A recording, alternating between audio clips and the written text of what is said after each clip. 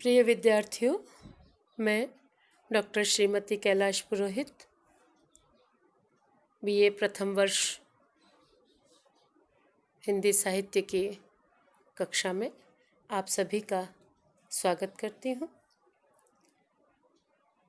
आज के ई व्याख्यान में हम कबीर की साखियों की व्याख्या देखेंगे, कबीर की साखियों का अनुशीलन करेंगे और इसी क्रम में हम आज विरह को अंग के अंतर्गत जो 5 साखियाँ हैं उन 5 साखियों का अध्ययन करेंगे।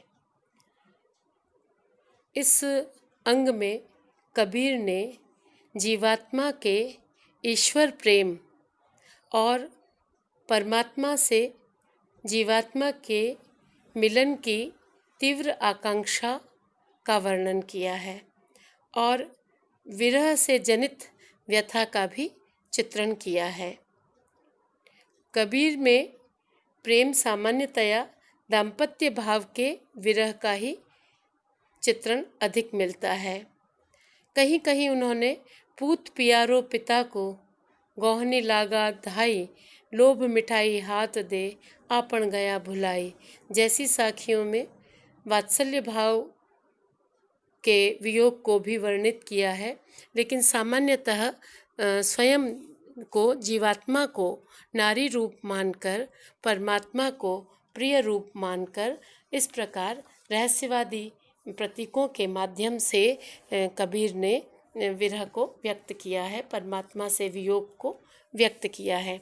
हमने सतगुरु या गुरुदेव को अंग में देखा कि गुरु शिष्य को प्रबोध देता है, ज्ञान देता है ना, उपदेश देता है, प्रेरणा देता है, शिष्य को अपनी सामर्थ्य का बोध करवाता है।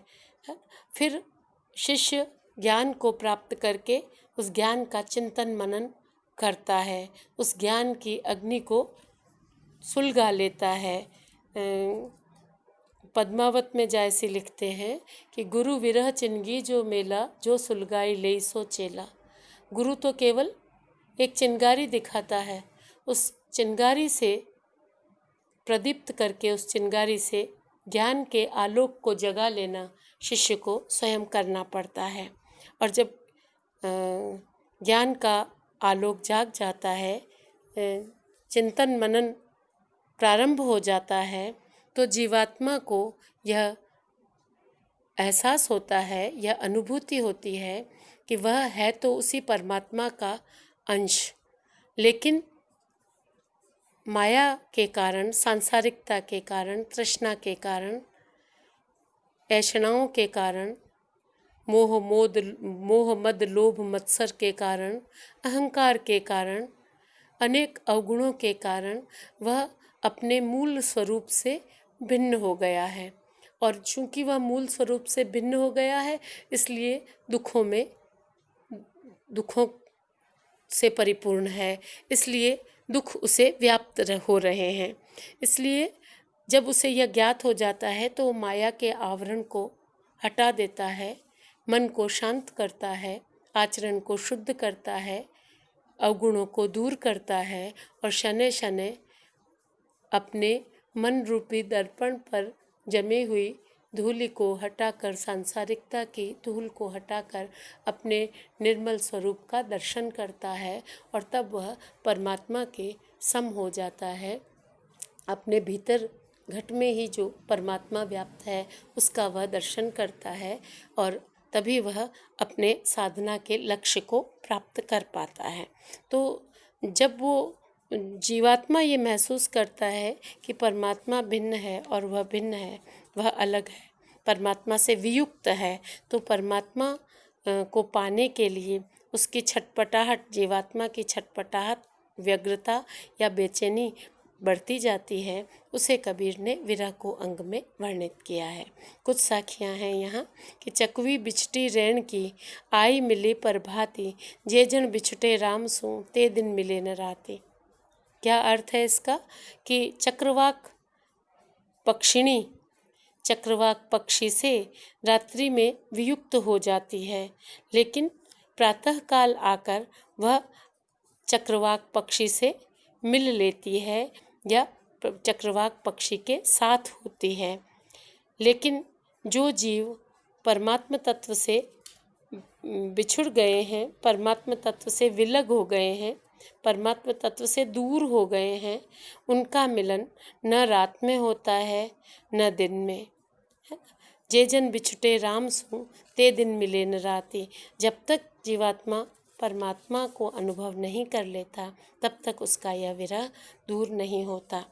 मनुष्य इस संसार में पहले क्या करता है कि चीज़ों से अपने जीवन के अभावों को पूर्ण करने लगता है। उसे यह चाहिए वह चाहिए, छोटी चीज़ें, बड़ी चीज़ें और बड़ी चीज़ें। लेकिन चीज़ों से ही परिपूर्णता आ जाती तो हम ये नहीं देखते कि कई बार बड़े बड़े अमीर सब कुछ त्याग करके और संन्यास ले लेते हैं। क्यों ले लेते हैं? चीज़ों से वे ऊब गए हैं। तो अब किसको भर लिया उन्होंने? चीज़ों की जगह लोगों से अपने जीवन को भर लिया। जय जयकार हो, यश गान हो, चारों तरफ उनका नाम हो, उनका जो त्याग है उसकी चर्चा हो, तो उससे उन्होंने अपना जीवन भर लिया। लेकिन अगर उसी से पूर्ण हो जाता तो एक बार यश प्राप्त करके पूर्णता मिल जाती, नहीं मिलती। बारंबार यश चाहिए, बारंबार पदार्थ चाहिए, भौतिकता चाहिए, बारंबार यश की चर्चा चाहिए। लेकिन कबीर कहते हैं कि क्योंकि जो जीवात्मा मात्र है वह परमात्मा से वियुक्त है, यह उसका दुख है, यह उसका कष्ट है। इसलिए जिसने अपने जीव मात्र के शाश्वत अधूरेपन को पहचान लिया, जान लिया, तो वह साधना मार्ग पर सरलता से अग्रसर हो जाता है। तो कबीर इसीलिए लिखते हैं कि चकवी बिछटी रैन की आई मिले प्रभाती। पक्षी रात को वियुक्त होता है, चक्रवाक पक्षी सुबह मिल आकर साथ हो लेता है, मिल जाता है। लेकिन जो परम तत्व से वियुक्त हैं उनको तो परम तत्व की प्राप्ति इतनी आसानी से नहीं होती।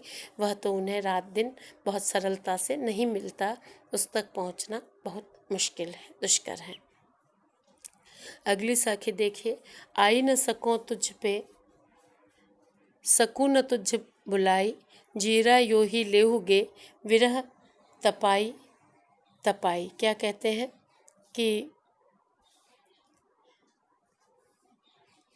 मैं या जीवात्मा साधारण साधना के माध्यम से, साधारण क्रियाकलापों के माध्यम से न तो परमात्मा तक पहुंच सकता है और न ही परमात्मा उस तक पहुंच सकता है।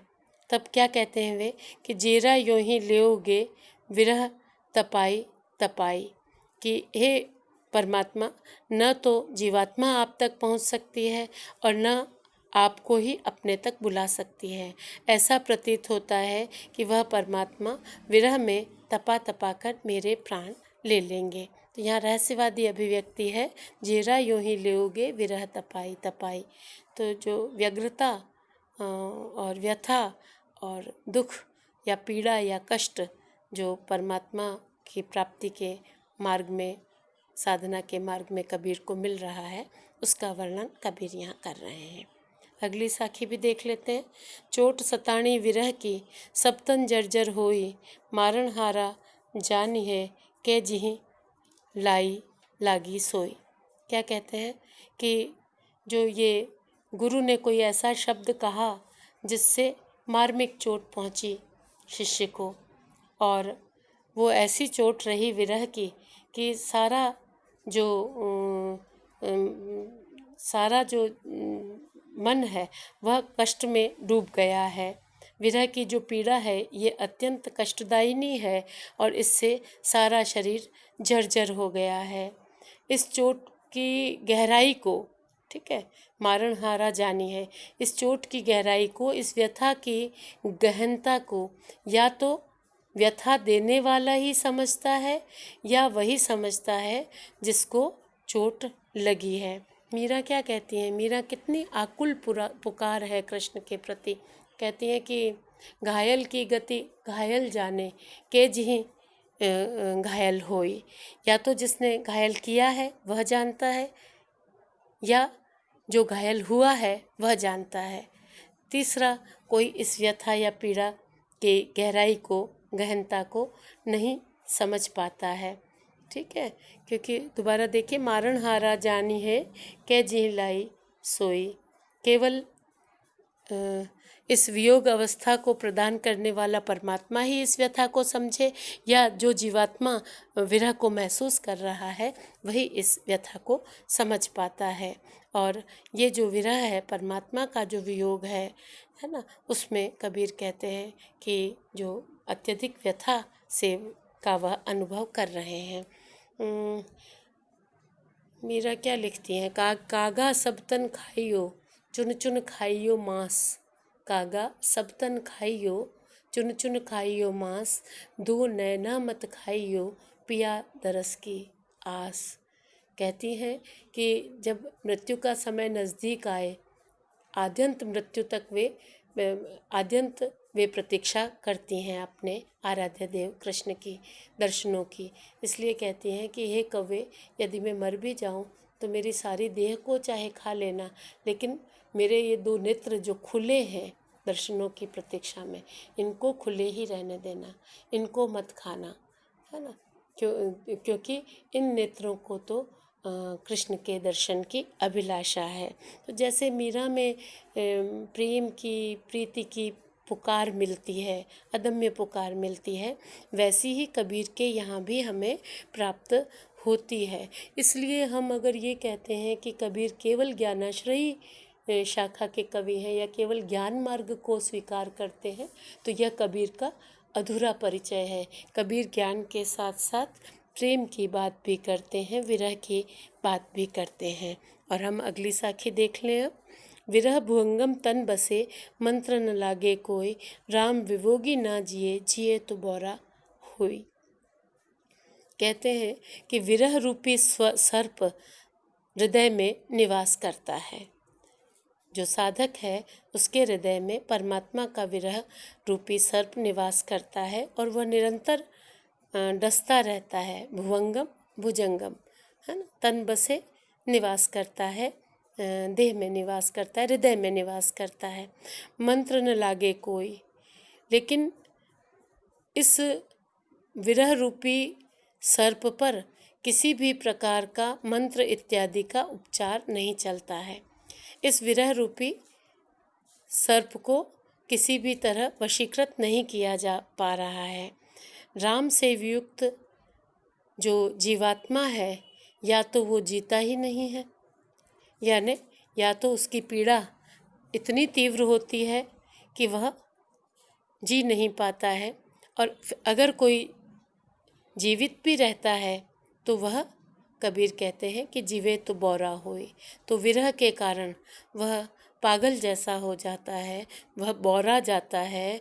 वह जैसे किसी सर्प के डस लेने पर जैसे जहर चढ़ता है, वैसी अवस्था में वह पहुंच जाता है।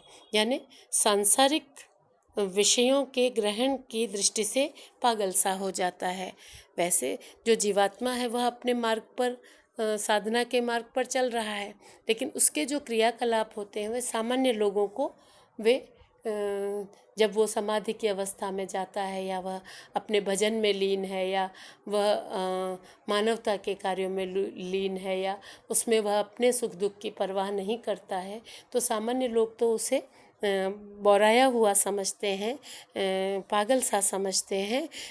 लेकिन जो कोई सच्चा साधक है वही जान पाता है कि राम से वियुक्ति को पहचान लेने के पश्चात या तो जीवात्मा विरह में व्याकुल रहता है, और या वह जीता नहीं है, और अगर जीवित भी रहता है तो वह सांसारिक दृष्टि से वह बहुत चतुर या बहुत व्यवहार कुशल व्यक्ति नहीं रहता। वह उसके क्रियाकलापों में उसकी जो आंतरिक चेतना है वह झलकने लगती है। इसमें सांग रूपक अलंकार रूपक है, लेकिन कंप्लीट रूपक है, इसलिए सांग रूपक इसमें कहा गया है। क्योंकि ऐसा जो बौराया हुआ शिष्य है उसके लिए परमात्मा से मिलन या परमात्मा की अनुभूति ही एकमात्र उपचार है। अन्य जो साधन है वह उसके लिए व्यर्थ हैं। एक आखिरी साखी और बचती है आपके पाठ्य पुस्तक में, उसको हम ले लें। कै विरहिणी को मीच दे, कै आपा दिखलाई, 8 पहर का दाझना मुँह पे सया न जाई। क्या कहते हैं कि हे परमात्मा, या तो मुझ विरहिणी को मीचू दे, मृत्यु दे दे, या तो विरहिणी जीवात्मा को मृत्यु दे दे, कै आपा दिखलाई, और या फिर अपना जो शुद्ध स्वरूप है उसका दर्शन करा दो। 8 पहर का दाजना मुँह पे सया न जाई। 8 प्रहर है ना, यानी 24 घंटे, 3 घंटे का एक प्रहर होता है और 8 प्रहर मिलाकर 24 घंटे रात दिन का। यह जो वियोग है रात दिन का, 8 प्रहर का जो यह जलना है, वह कबीर कहते हैं कि जीवात्मा से अब नहीं सहा जा रहा है। इसलिए वे बार बार पुकारते हैं परमात्मा को, नाम स्मरण करते हैं और कहते हैं कि परमात्मा से संयोग ही इस जीवात्मा को सुख का कारण होगा। अन्य सांसारिक जो सुख है वह जीवात्मा के लिए दुख का ही एक कारण है। तो लौकिक और लौकिक प्रतीकों के माध्यम से अलौकिक का चित्रण कबीर ने यहाँ पर किया है। ठीक है, विरह की विकलता का वर्णन है, विरह की अतिशयता का वर्णन है। प्रतीकों के माध्यम से, विभिन्न प्रतीकों के माध्यम से, रहस्यवाद के माध्यम से कबीर जीवात्मा का जो परमात्मा से वियोग को अनुभव करके जो व्याकुलता है, उस व्याकुलता का भावपूर्ण वर्णन, निरूपण कबीर अपनी इन साखियों में करते हैं। अगले व्याख्यानों में हम आगे जो कबीर का टेक्स्ट है वह पढ़ेंगे और व्याख्या देखेंगे। आज इतना ही। धन्यवाद।